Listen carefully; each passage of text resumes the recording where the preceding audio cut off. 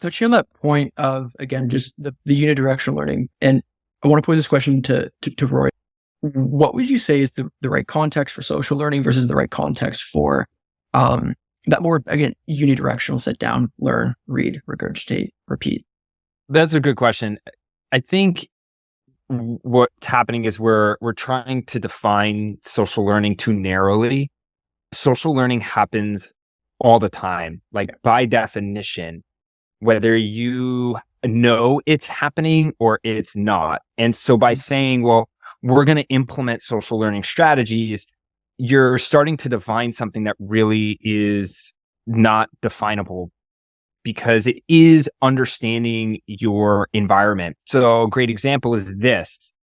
This is just as much social learning as if you have a one-on-one meeting with your manager, that is not about learning at all, right? Because what you're going to take away from that is, how does my manager engage with me? What do I like? What do I not like? What do I want to roll into my methodology of being a manager? What do I not want to roll into that? And so when you think of learning and social learning from an organizational standpoint, everything is learning.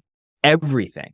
Somebody reads a book, somebody attends a live session, somebody goes to a board meeting.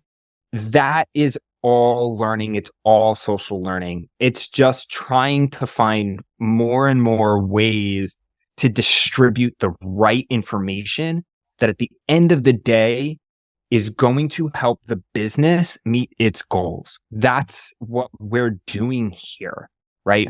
Our goal on learning development, on sales, is to meet the goals of the business.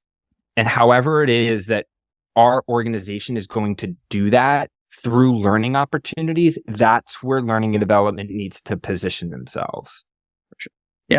Yeah. And I think we're touching on a few points that I think lend well to the next question. This ubiquity of social learning and what it is. It's everywhere. It happens, whether it's a program that you intentionally design and implement or not.